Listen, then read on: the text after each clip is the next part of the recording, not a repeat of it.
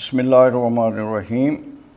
Qalu subhanaka la ilma lana illa ma 'allamtana innaka antal alimul hakim. So I'll be starting this series of lectures on the common topics of intensive care and medicine. And I'll start with the fluid and electrolyte balance. Actually, the topic is the balance. Balance means physiological control of the body. And it starts with the water balance, then electrolyte balance, then acid-base balance, and then nutritional balance. And it goes in the same sequence. Until unless the body is in water and electrolyte balance, we cannot bring the body into acid-base balance. Until unless the body is into electrolyte, water, and acid-base balance, we cannot bring the body into nutritional balance. So it should be going in the same sequence. First of all, we will start with the water balance. Water and the electrolytes, they go side by side. Out of the electrolytes, the sodium is the most important, which contributes quite a lot about the water movement. And we will be discussing this particular topic on intake and loss routes, distribution of water and electrolytes. Then once the water and electrolytes are in its place, then what is the physiological control of water and sodium. Then we look at the assessment of the balance, how to assess the balance. Then physiological response to pathological condition, then practical approach to therapy, and practical approach to therapy for different diseases. Now, quickly going through these normal routes, intake normal routes, we take the water and electrolytes in the food, in the drinks, and some water is produced metabolically in the body also.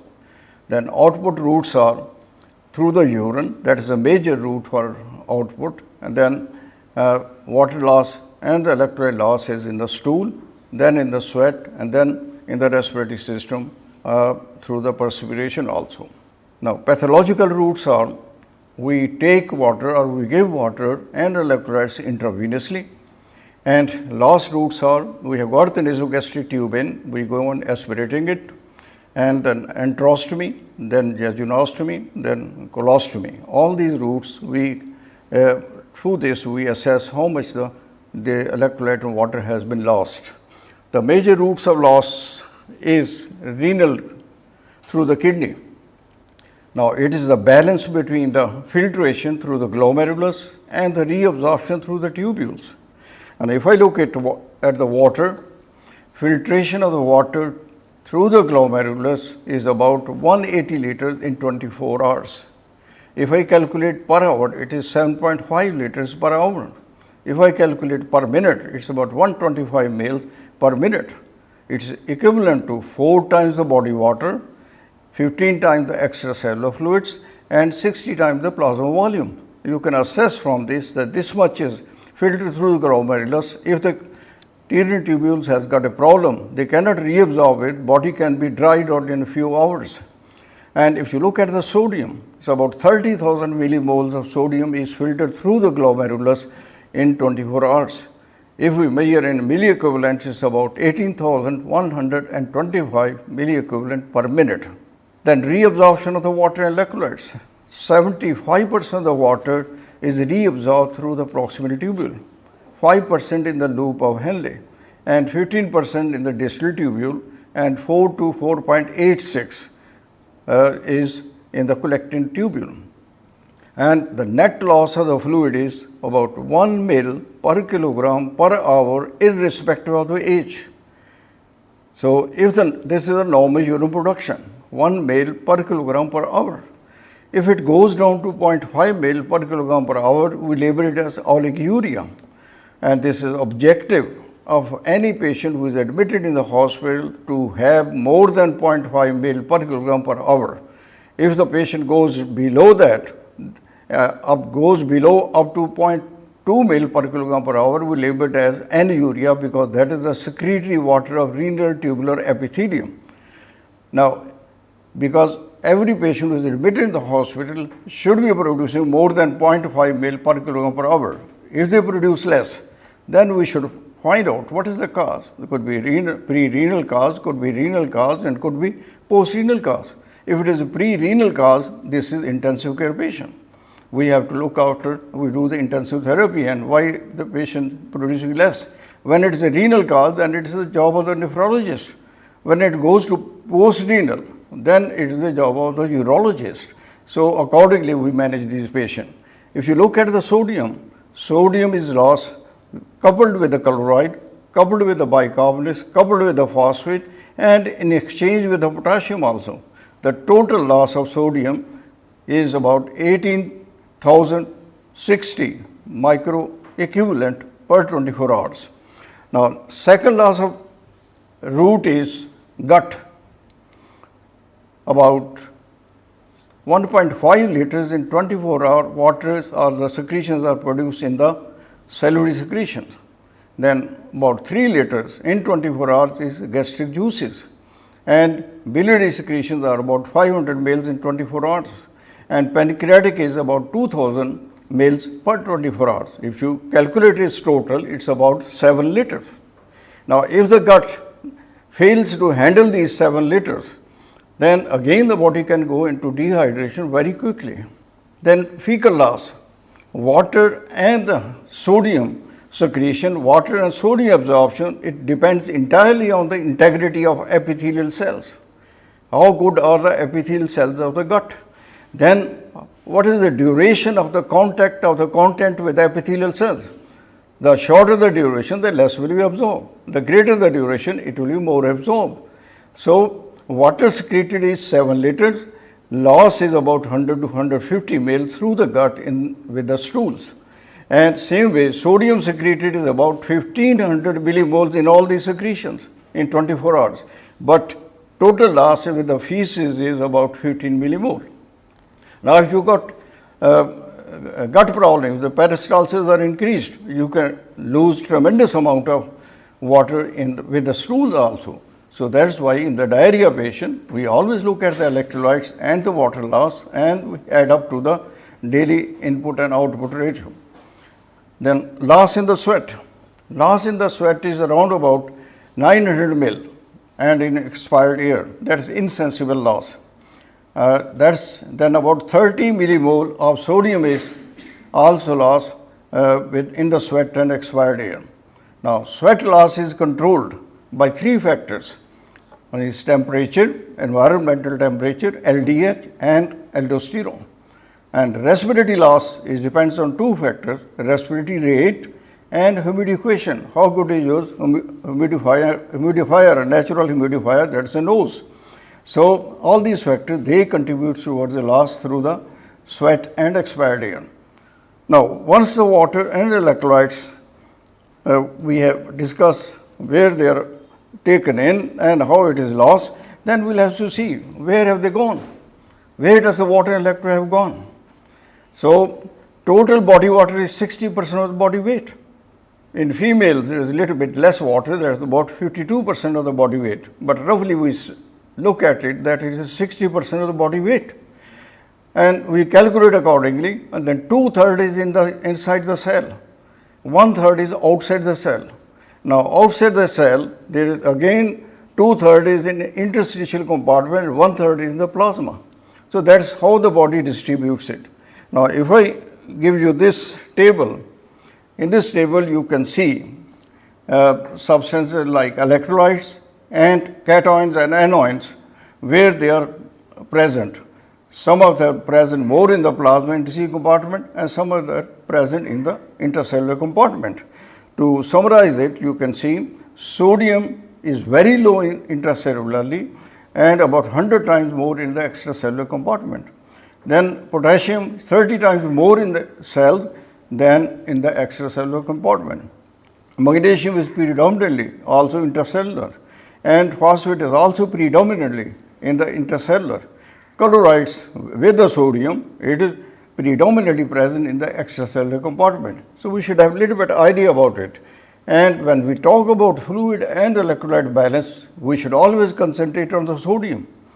Other electrolytes have got very little contribution towards it. Now, body tries to, this is the distribution of water, that 2/3 is inside the cell, 1/3 outside the cell. Out of 1/3, again 2/3 is the interstitial compartment, and 1/3 is in the plasma. Now, how does the body keep this proportion? Because if you got this proportion, then the normal amount of water, oxygen and normal amount of nutrition will reach to its end station, which is mitochondria. So, if you disturb these compartments or if you create disproportion in these compartments, then you will not have a desired amount of nutrition and desired amount of oxygen to have proper aerobic metabolism and proper production of heat and energy, that which is required by every cell of the body. Now, physiological control of sodium. Sodium is controlled by aldosterone and non-aldosterone factors, and non-aldosterone factor is GFR, that is taken as factor 1. Greater the GFR, the more will be loss. Less is GFR, less will be lost. Then renal blood flow, that how good is the blood flow around the renal tubule, those called hair loop type of vessels. Then oncotic pressure in that blood which is going around the tubule, that is called colloid osmotic pressure. Then third factor is ANP. Now, we look at the ANP, BNP and CNP also, how they are produced, because they are very good sensor lying in the heart, and they sense that there is overload or underload, and accordingly they are produced and they act on the kidney. Okay? Then if you look at the aldosterone, from where the aldosterone has come, you go back to your physiological knowledge, that is a renin-angiotensin system. That's very important. Now, in the liver, one protein which is called angiotensinogen or alpha 2 globulin, that's produced by the liver. As a principle, all the proteins in the body, they are synthesized in the liver except gamma globulin. Otherwise, other globulins are also synthesized in the liver. So, this angiotensin, which is alpha 2 globulin, is synthesized in the liver and released into the blood. Then another substance which is roaming about in the blood, that is renin. Renin comes and acts on it. Now, from where the renin has come? Renin has come from juxtaglomerular apparatus. Now, where is the juxtaglomerular apparatus? That is on the afferent arteriole which is coming to glomerulus. It has got modified endothelium, and at the level where the distal tubule touches it. And you get modified cell in the distal tubule also. And there are cell in between, which is called cell in between. These three things, they make juxtaglomerular apparatus. Obviously, if afferent arteriole is coming to glomerulus, there must be some factors which control the production of renin. And as the tubule, distal tubule is touching it, making the juxtaglomerular apparatus, there must be some factors which are also affecting the production of renin. First substance which you produce is prorenin. Its molecular weight is 60,000. And it is immediately in 1 or 2 minutes, its half-life is very less, converted into renin, and its half-life is longer. So now, this renin acts on the angiotensinogen in the blood, converts it into angiotensin 1. Now, its angiotensin 1, which is called decapeptide, is inactive substance. It has got no chemical action. Now, this angiotensin 1 walking around passes through the lung. When it goes in the lung, there is one converting enzyme, and converting enzyme, other name is kinase 2, another name is dipeptidyl carboxypeptidase. Now, this converts angiotensin 1 to angiotensin 2. Now, this angiotensin 2 is a very potent vasopressor, vasoconstrictor, about 4 to 6 times more potent than noradrenaline. Then angiotensin 2 will raise the blood pressure, and it will also act on the adrenal gland. It will act on the zona glomerulosa of adrenal gland and will produce aldosterone. And aldosterone has got effect on every cell of the body. It will conserve the water along with sodium in exchange with the hydrogen ion or in exchange with the potassium. It's generalized principle.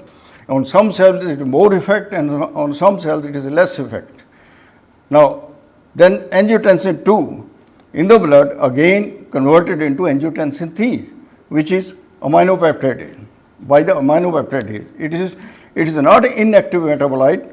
It has got 40% pressure activity of that of angiotensin II and equal aldosterone stimulating effect. So it will also work as a chemical agent. Now, if you look at this picture, now angiotensinogen is produced by liver. If the person has got advanced liver disease going into encephalopathy, they go into hypotension. Why do they go into hypotension? In addition to acidosis or other factors, angiotensinogen is not produced. So it means the whole system is blocked. That is the reason the blood patient goes into hypotension. Then you go to the lung. There is a converting enzyme. There are 43 types of cells in the lung. We always think that there is one which is passing only carbon dioxide and oxygen, but there are 43 types of cells. Every cell has got its own function. Now, one type of cell produces substance which is called dipeptidyl carboxypeptidase, that is converting enzyme. So, if there is advanced lung disease, patient has gone into ARDS, they go into hypertension also because they fail to produce a converting enzyme. So, that is why this cycle stops over there and patient goes into hypertension. Then, this is very important to know renin-angiotensin system. It is a very simple system. It is a second line of defense in the body. Now, how does the water is controlled? Because some of the things needs more details, but that is separate topic. That's why I'm just skipping over it. Physiological control of water. If you are conscious, patient will complain of thirst. Will start taking by mouth. Now, loss is controlled by ADH. Then some non-ADH factors like mannitol, urea, and high concentration of glucose. So they control it. Now, overall effect is I make two triangles together. If you look at these triangles, they help me a lot to find out how the compensation takes place. There is triangle A and triangle B. If there is a defect in the triangle A, the triangle B tries to compensate it. If there is a defect in the triangle B, the triangle A tries to compensate it. Suppose there is a deficiency of water and electrolytes. So, there will be plasma volume will be reduced. When the plasma volume is reduced, renal blood flow is reduced. When renal blood flow is reduced, there will be renal production. The renal will stimulate the angiotensin or act on the angiotensin and will produce aldosterone. Aldosterone will conserve the sodium and that will raise the osmolarity. So, that will raise the osmolarity in the hypothalamus. So, that will produce ADH. ADH will act on the collecting duct through the countercurrent mechanism and will conserve the water and try to normalize the blood volume. So, this is what happens. But there can be another reason also. If there is a pure water loss, not electrolyte loss, so that in addition to causing hypovolemia, it will increase the sodium level.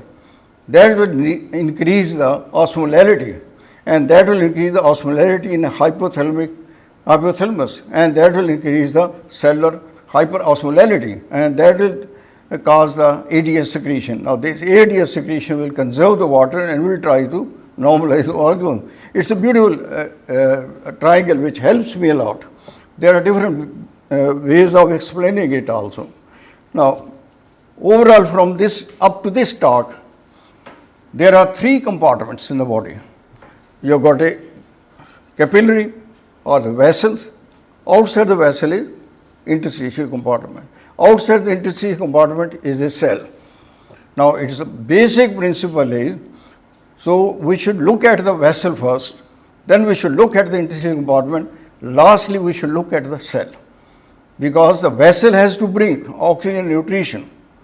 If we keep the vessel empty and fill the cells, that will be useless. Rather, we will increase the mortality and morbidity. So, there is a partition. There are two partitions between these three compartments. Between the vessel and the interstitial compartment, there is capillary endothelium, which has got pores in it, and the water can freely pass through it. And then there is a partition between the interstitial compartment and intercellular compartment, that is a cell wall.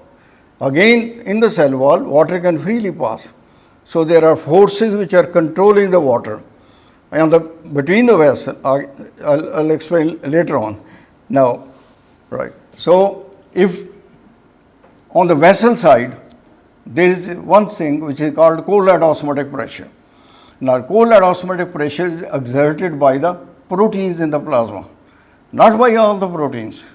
It is the smallest molecule of protein which cannot cross the capillary endothelial pore, which is the albumin. Now, if that pore becomes bigger, like in septicemia or in burned patient, the albumin will cross. So, that becomes useless, then the bigger molecule comes and takes its place. So, that is why we say if the patient is severe septicemia or the patient has got burns, so do not give any colloid solution the first 48 hours because the pores are open. They will go inside the interstitial compartment. It is very difficult to bring them back. Rather, they will start their colloid osmotic activity over there. They will worsen, they will make interstitial edema. So, the smallest particle, why we say is because it is the number of molecules per unit area that is important for colloid osmotic pressure. So, smaller the molecule, the greater will be numbers per unit area. So, this is colloid osmotic pressure tries to keep the water in the vessel. It does not suck the water in. This is wrongly understood by the people, because if you increase the colloid osmotic pressure, it will try to keep the water inside the vessel. It will not suck the water from outside the vessel, from interstitial compartment. Then other is hydrostatic pressure.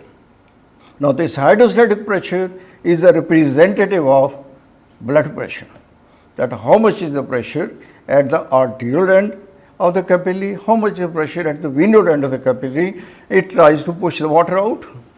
So, there is a fight between these two forces, colloid osmotic pressure and hydrostatic pressure, and they reach to some agreement, and then some water goes in or comes out. So, it is accordingly that controlled.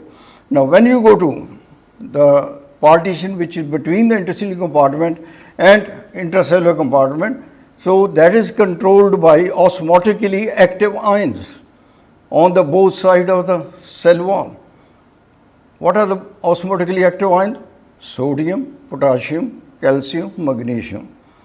Now, these are the positive ions, so there will be negative ions with it also. Now, if osmolarity outside the cell is greater, then the water starts coming out of the cell. If the osmolarity outside the cell is less, then the water starts going inside the cell. You can, I'll show you one table which tells you how much is the contribution of each electrolyte. If you look at the sodium, normal level is 135, and so same number of anion should be with it, 135. So, the osmolarity contribution is 270. If you look at the potassium, normal lower level is 3.5, and 3.5 will be anion with it. So, that will contribute 7. Then calcium, if you measure in millimole, it is 2.4 or 2.5, and same number of anion will be with it, that makes 5. Then magnesium, if you measure in millimole, it is 1. So, 1 will be anion with it, that contributes 2. Urea, if you measure in millimole, normal amount of urea in millimole is 4.5 to 5. So, we straight away look at it, add 5 to osmolarity. Same way glucose, if you measure in millimoles, whatsoever is the milligram level, you divide it by 80, that becomes millimole. So, that is about, normal is about 5, so the same is contribution. Now, proteins, 70 grams per liter is the normal level of protein. They contribute only 1 to the osmolarity. If you add up all these, it becomes 295. The normal osmolarity of the plasma is 285 to 295 because of variability of sodium and other electrolytes. So, we keep this range. Now, out of this, if you look at this, who is the predominant contributor towards osmolarity? Sodium. If you know only sodium level, you don't know the other electrolytes, from there you can assess what is happening between the cell and the interstitial compartment. In the morning you look at what is the sodium level, then you will immediately come to know the fluid which we have given in the previous 24 hours, where have they gone? Now, if you look at the sodium level, now what will be the plan for tomorrow? What type of fluid you want to give? Would you want to fill the vessel, or you want to fill the interstitial compartment, and if you want to fill the cell? So, that will guide you, this osmolarity will guide you. That is why The people always grumble, why do you do so many tests? Electrolyte is mandatory for every patient, whether the patient is in ICU, HDU, or in the ward or in the room. Their electrolytes daily should be done because they will guide us the fluid therapy and other effects of electrolytes also. That's the reason, that's why we say every patient's electrolyte should be done. And the surgeons are always against it. Now, to summarize this, these are three. You have got vessels, outside the vessel interstitial compartment, outside the interstitial compartment is the cell. Now, there is cold osmotic pressure and hydrostatic pressure. They need to be having balance. Then there is the osmolarity, which is controlling the movement of the water. So, this thing you should always keep in mind when you are planning your fluid therapy, when you are looking at what happened to the fluid which you have given in the previous 24 hours. It's a very simple thing. Everybody, every doctor and other nurses, you already know it from your knowledge of physiology. There's nothing difficult in it. So, but spend a few minutes when you plan your fluid therapy. Don't take the orders of consultants straight away that whatsoever they have written you should give, but you should use your mind also that whether it is right or not, and discuss with the consultant that I think this should be given this way. So, I've seen a lot of variability in different surgeons. So, if you total body water is in a 70 kilogram person, as it is 60% body weight, is 42 liters. Out of 42 liters, 2/3 is in the cell, it is 23 liters. Then out of 2/3 which is extracellular, 1/3 is, 2/3 is again in the interstitial space and 1/3 is in the intravascular space. It means this is the distribution. Now, the question arises, if I give 1 liter of 5% dextrose to one patient, then I give 1 liter of saline solution to another patient, and then I give 1 liter of Electrolyte to the third patient, then three questions arises. How much will stay in the vessel, how much will stay in the interstitial compartment, and how much will go into the cell? Automatically, you can mathematically calculate it. Then you should know what type of fluid should be given for each compartment. For example, if I give 5%, 1 liter of 5% dextrose, now 5% dextrose does not have contribution towards the cold osmotic activity. Then 5% dextrose does not have a contribution towards the osmolarity. It means its volume of distribution is whole body water, 42 liter. There are 5 liter in the plasma. 5 liter divided by the whole body water multiplied with 1000 you are giving. If you calculate it, it becomes 125 mil, 120 mil. Now you have given 1 liter to the patient, but only 120 mil will stay in the vessel. Then you move to interstitial compartment. There are 14 liters of water out of 42 liter, and then you calculate 333 mils will stay in the interstitial compartment. Then if you go to intercellular compartment, it is 23 liter divided by 42 multiplied with 1000, then 547 will go into the cell. Where does the major bulk goes? In the cell. So this is ideal solution if there is intercellular dehydration. It's the least effective if there is a hypovolemia. Because you will only, out of 1 liter, you will have only 120 ml in the vessel. You will overload the person and you will take into heart failure or other problems. So that's not, that's why 5% dextrose water should not be kept in every almirah or every bed. There are specific indications for giving 5% dextrose water. If the person is diabetic and you have to correct the sugar level, or if the patient has got intercellular dehydration, then you will have to give this fluid. So it is not emergency fluid. Then you look at the sodium containing solution. For example, this is 0.9%. The people always call it that is a normal saline. No, this is wrong. It's not a normal solution. Normal solution of, you know, from knowledge of physics, normal solution is one which contains gram equivalent, 1 gram equivalent in 1 liter. It is a 0.9 gram. It's a misnomer. All over the world, it's like everybody says that I'm giving normal saline. It's not a normal saline, it is 0.9% saline, right? So if you give saline solution, it does not have a contribution towards the colloid osmotic pressure, but it has contribution towards the osmolarity. It doesn't go beyond that. It means its volume distribution is plasma volume plus interstitial volume, that is 19 liter. So its volume distribution is 19 liter. Now if you look at the intravascular, there is a 5 liter over 19 liter multiplied with 1000, it's about 263 mils. Out of 1 liter, 263 mil will stay in the vessel. Then the rest will go into interstitial compartment and nothing will go inside the cell straight away. So it means this is an ideal solution for correcting the dehydration of interstitial compartment. But it is better than 5% extra water to contribute towards the vessel also. It's better than 5%. But if there is a hypovolemia or severe volume retraction, then don't give saline solution to fill it. Kitabin likhti hain. Don't give this. Give colloid solution which will stay 100% there. Now to third person, if you give colloid solution, it is mainly contributing towards the colloid osmotic activity. It means its volume distribution is 5 liter of water which is present in the vessel. So 5 divided by 5 multiplied with the 1000, whole liter will stay inside the vessel. So this is ideal to resuscitate the patient. Resuscitate, when we use the word resuscitate, it means we are talking about the vessel, right?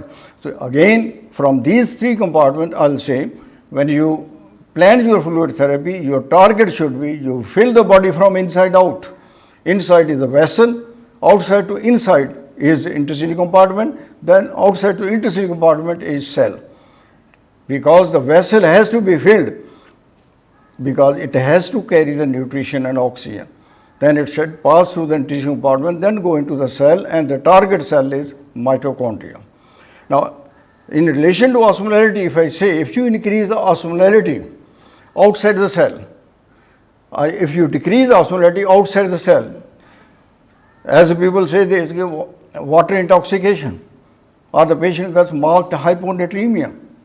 So if it is hyponatremia, it means less sodium level in the interstitial compartment. It means osmolarity has gone down. Now the water will be going inside the cell, because osmolarity inside, relatively osmolarity inside the cell is more. When the water goes inside the cell, cells become swollen. And if the patient is conscious, patient will complain of headache.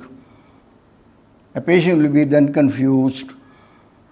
Then if you don't treat at this stage, if water starts still going inside the cell, distance between the cell wall and the mitochondria will be increased. Even if you are supplying the normal amount of oxygen to the person, even if the PO2 is normal, even if the saturation is normal. But the distance is greater, it means it will take longer time for the oxygen to reach to the mitochondria. Then the patient starts convulsing. When the patient starts convulsing, it means there is a lack of oxygen in the mitochondria. Sometimes you give less oxygen, that's why they go into fits. Sometimes demand is greater, as in epilepsy. Demand for oxygen is greater. So whenever you see any patient who is convulsing, put the mask on the face, give oxygen. That's why I say at every corner of the hospital there should be oxygen supply. Oxygen is simple thing. It's very important for saving the life, right? So always think about it. And on the other hand, if there is hypernatremia, what will happen? Water will start coming from the cell. So patient will become confused. As mitochondria is coming near to cell wall, oxygen supply remains constant. So there won't be any fits. And gradually patient goes into coma and dies, right? So from the history, if you look at the history, you can make up your mind what will be the electrolyte like. Or if they are given electrolyte concentration to you, from there you should be able to build up the clinical picture of a person while you are sitting, while as a consultant you are sitting in your office. Okay? I used to give to my juniors, and at least 1 month I used to spend on electrolyte and water balance and acid-base balance. I used to give them for rehearsal that this is the level, what will be the clinical picture. On the other hand, I used to give them the clinical picture. Now you build up your biochemical picture also in your mind. So that's called critical approach. Your approach should be critical. We'll come to that. Yeah. Now, assessment of balance. Well, now you saw the water has gone to its place, electrolytes are gone. How would you assess the balance? Very simple thing. As you always say, we take the history, then we look at the clinical state. Clinical state like blood pressure, systolic, diastolic, and mean. Every three components got its own importance.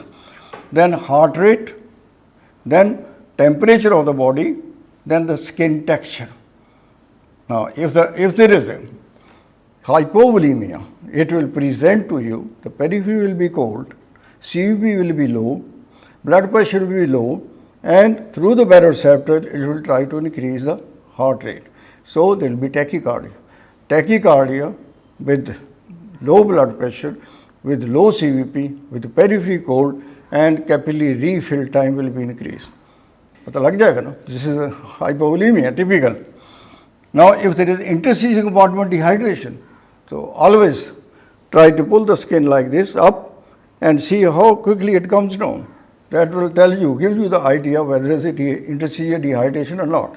If there is intracellular dehydration, so osmolarity will give you indication whether the patient has got intracellular dehydration or not. Roughly, clinically, when you check it, then the helping tools are central venous pressure, transesophageal Doppler. तो आपने देखा होगा, बड़ी simple चीज, it's very simple. You put in probe inside the esophagus, LIDCO and PICO. If you got this LIDCO or PICO, दूध का दूध, पानी का पानी हो जाता है. All the parameters in front of you and you know what to do. If the patient has got hypotension or hypertension, where is the cause lying, and accordingly exactly the same drug you give. Now, lab can give you indications also. If there is a hemoconcentration, proteins will be increased, hemoglobin will be increased, hematocrit will be increased. Never ever order only hemoglobin level, because it will not give you the clear level of hemoglobin. Always ask for hematocrit also. Hemoconcentration is very important to be known. One of them should be within normal range to assess the other one. So always hemoglobin with hematocrit or PCV, just pack cell volume. If there is hemodilution, protein will be low, hemoglobin will be low, and hematocrit will be low. So they give you the idea. Now, if there is imbalance like hypoosmolarity, hyponatremia, as I've just mentioned, there will be cellular overhydration that will cause headache, leading to confusion. When due to lack of oxygen in the mitochondria, there will be fits. If you don't treat, then you go to coma. If you don't treat, pray to God. So then if it is hyperosmolarity, hypernatremia, there will be cell dehydration. If the patient is conscious, patient will complain of thirsty because there is dehydration in the thirst center. Then patient will be confused. Gradually patient goes into coma without any convulsions, and eventually the patient dies if you don't treat them. Right? It's very simple things. Now, if there is hypovolemia, isomolar hypovolemia, electrolytes are normal. There will be hypotension, patient may collapse, and there might be hemoconcentration or not. There will be low GFR. When there is low GFR, there will be retention of urea and creatinine will go up. Now, hypervolemia, blood pressure initially is increased, gradually it will put burden on the heart, the patient goes into heart failure. And if there is high blood pressure, hydrostatic pressure will be increased and water will be pushed out of the vessel. It will cause edema. Patient can go into cardiac failure, and there might be hemodilution because if you have given too much fluid and this is causing hypovolemia, then even then it will reduce the blood flow to the kidney and cause increase in urea. You ask 4 questions from yourself, that does the patient require any fluids or not? It's a very important question. Any patient who is admitted in the hospital doesn't mean the patient needs fluids. So you will have to assess whether the patient needs fluid or not. And then second question is, if the patient needs fluid, how much should be given? And the third question is, what type of fluid should be given? And the fourth question is, at what rate the fluid should be given? Now, this last thing is always missed. Nobody writes there, what should we write in ICU, that how many milliliter per hour or how many drops per minute we should give. But these four questions you should ask yourself. Does the patient need any fluid or not? If the patient needs fluids, how much should be given?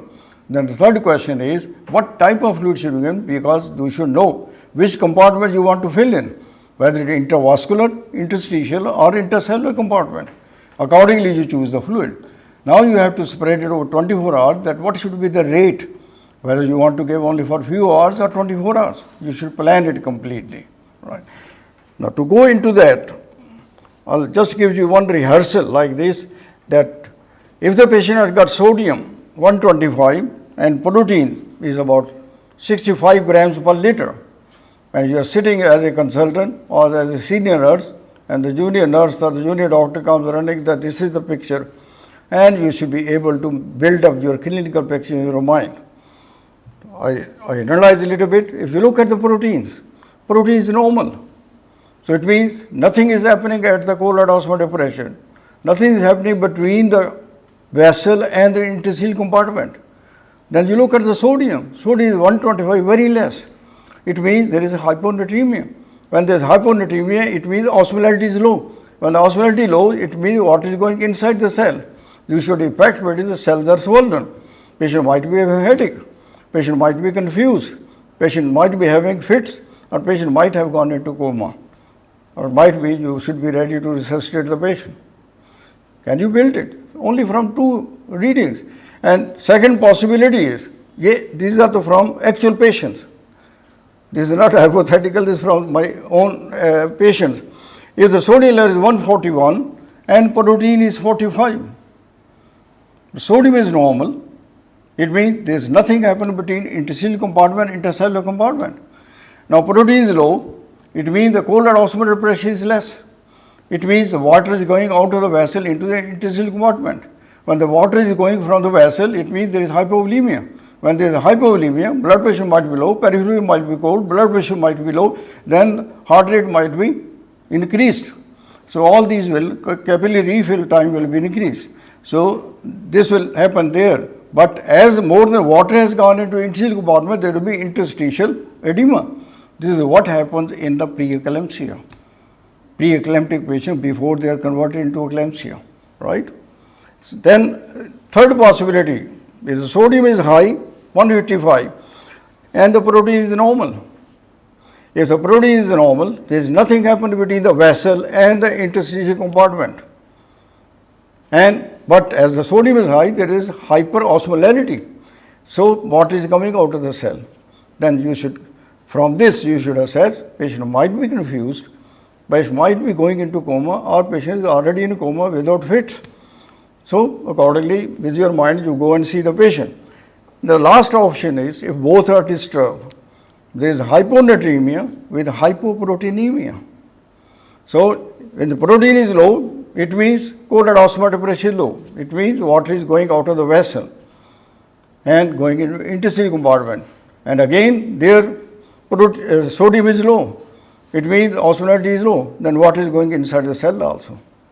So whatever will be the consequences, it is a hypovolemia will cause tachycardia, hypotension, then peripheral cold, all those things. Then this interstitial fluid is going into the cell, cells might be swollen and will be swollen, patient will be confused, patient might be convulsing, and patient might be in coma and might be near to death. So from these two figures, even I think only if you know the sodium, from there you can assess quite a lot, you can make up your picture in your mind. Now we come to therapy. This is a practical aspect. Normally in the books it is written like this, that in neonates is up to 4 weeks, up to 1 month roughly. First week they require 110 mils per kilogram per 24 hours. Then second and third week they need little bit more, 120 to 130 mils per kilogram per 24 hours. Then 1 month to 1 year, they are called infants. Yeah, 100 mils per kilogram per 24 hours. 1 year to 3 years, 90 mils per kilogram per 24 hours. Then 3 years to 7 years, 80, and 7 years to 13, 70. Then above 13, just like normal persons. 30 years onwards, like adults, 40 to 60 mils per kilogram per 24 hours. Per hour, then per minute, then you either make the drops or you on the infusion set or infusion pump, you can adjust the milliliter per hour. All right. Electrolytes. Sodium normal requirement is 1.5 to 2 millimole per kilogram per 24 hours. Potassium is 1 to 1.5 millimole per kilogram per 24 hours. Calcium, you have got a very big pool of calcium, it's variable. Magnesium 0.5 millimole per gram of nitrogen loss. Now there is a problem. Anything which is intracellular, no formula applies on them. The books have written formula of giving potassium, formula of giving magnesium, phosphate. These are all wrong, just hypothetication. But if you want to give exact amount of magnesium, you should measure the grams of nitrogen loss daily. For every gram of nitrogen loss, how much should be the magnesium should be given? 0.5 millimole per gram of nitrogen loss per 24 hours. Right? Phosphate 0.5 millimole per kilogram per 24 hours. Then sodium 1.5 to 2 millimole per kilogram per 24 hours. Daily calculation, first day per kilogram body weight, जब आपने fluid बना दिए, then you look at how much should be given for 24 hours, that is per kilogram. Then subsequent days, either you weigh the patient, you have weighed first day, the next day you again weigh the patient, the difference in weight will be the fluid. रातों रात जो है ना हड्डियाँ भी नहीं गल जाती ना ही मसल गलेंगे, इससे पानी की वजह से डिफरेंस होगा. So there are weighing beds also, but this used to be used, but nobody uses now. Subsequent days either weighing or the previous output minus previous loss plus 500 mils insensible production. So insensible loss is 900, insensible production is 500, and that's a difference of 400 that you add to previous output. That will be your exact fluid requirement for the next calculating the fluid requirement. Every normal person, it's very hard to find the normal person nowadays, every normal person requires 1.5 to 2 mils per kilogram per hour. You weigh yourself. In summer, you need 2 mils per kilogram per 24 hours per hour, and then in winter you need 1.5 mils per kilogram per hour. Now, if the person is 70 kilogram, so if you calculate with the 2 mil per kilogram per hour, it becomes 140 mil. Every hour he or she should be having 140 mils. If the person is planned for operation, and we say the patient is starving for the last 6 hours, and his per hour requirement is 140 mil, and you multiply with 6 hours, 840 mils, he is already deficient when he comes on anesthetic table. And on top of that, they give anesthetic drugs. And with the exception of only few drugs, all the anesthetic drugs, they are vasodilator and myocardial depressant. The patient goes into acute hypotension. That's why we start some of the fluids in the ward also, but the anesthetist should be careful when he is anesthetizing the patient. He should be ready to resuscitate the patient, right? So you will have to consider this thing also, which he is already deficient before he came on the table. Then how is this metabolized? You have given 2 mil. What is the kinetics of it? You have given 2 mils per kilogram per hour. What happens to 2 mil? 1 mil per kilogram per hour is lost in the form of urine, which is normal urine production, right? Then you are left with 1 mil now. With 1 mil, 0.5 mil per kilogram per hour is insensible loss. Now you are left with 1.5 mil. Now this 0.5 mil per kilogram per hour is required for the homeostasis of the 3 compartments. लिए 2 mil आपने, अब 0.5 आपके काम का है. But we'll have to consider those things also. So roughly when the patient comes straight to you, without looking into it, you should plan your fluid therapy according to body weight like this. Now, choice of fluids. Now, you got colloids and crystalloids. And the colloid solution, the blood in different form is a colloid. Plasma in different form is a colloid. Plasma substitute, that is synthetic solution. Crystalloids, either sodium containing or sodium free, or hyperosmolar solutions. So only these two categories are there. Now, if you look at the plasma, plasma in different form, dried plasma, fresh frozen plasma, plasma protein fraction, albumin, dried fibrinogen, cryoprecipitate. These are all plasma in different form. And why? What are the differences in their actions in the body? You should read in detail in the books. Why we give fresh frozen plasma, or why should not we give plasma protein fraction? Right? This is a separate topic. I've written in detail in one of my book. Plasma substitutes, you got dextran. Dextran again, dextran 40, dextran 70, dextran 120, dextran 270. Then gelatin preparation. Then you got polyvinyl pyrrolidone. These are obsolete Hayes solutions. Hess sterile jisko kehte hain. Monitoring. You are giving fluids to the patient. What should be monitored? Cardiovascular system. This giving of fluid should not be taken lightly. You will have to monitor the patient also. Look at the cardiovascular system, respiratory system, renal system monitoring, and central nervous system, and look at the lab results. And there are helping tools also, central venous pressure, transesophageal Doppler, then LIDCO and PICO, depending on the seriousness of the patient. Now, I'll stop this over here. The next time, I'll go into the practical therapy in the different diseases the patient is suffering from. For example, if the patient comes with renal failure, what are your reservations? What type of fluid you will give? For example, the patient comes with hepatic failure.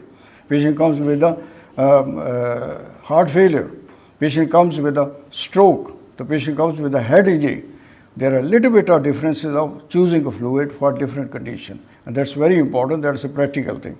Then we'll discuss how to correct the hypernatremia or hyponatremia. How should we correct it?